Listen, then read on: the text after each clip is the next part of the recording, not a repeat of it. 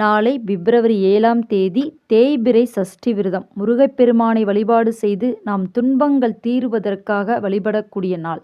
இந்த நாளில் நம்ம முக்கியமாக சில தவறுகளை செய்யக்கூடாது. அன்றைய தினத்தில் அசைவம் செய்யவும் கூடாது, சாப்பிடவும் கூடாது.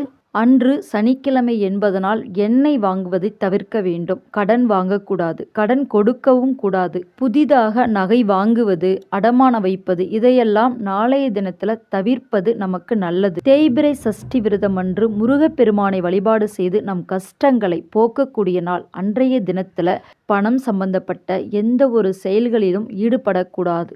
நிலம் சம்பந்தமான நிலம் வாங்குவது, விற்பது போன்ற செயல்களில் ஈடுபடக்கூடாது. சனிக்கிழமை தேய்பிறை சஷ்டி விரதம் வருவதனால் முருகப்பெருமானையும் சனீஸ்வர பகவானுக்கு அருகில் உள்ள விநாயகர் கோயிலில் ஒரு அகல்விளக்கு ஏற்றி வைத்து சனி பகவானின் பிடியில் இருந்து விடுபட விநாயகர் பெருமானை வேண்டிக் கொள்ள வேண்டும். முருகப்பெருமானையும் மனதார வேண்டிக் கொண்டு நம் கஷ்டங்களை போக்குவதற்காக தேய்பிறை சஷ்டி விரதம் அன்று நாம் முருகனை வழிபாடு செய்ய வேண்டும்.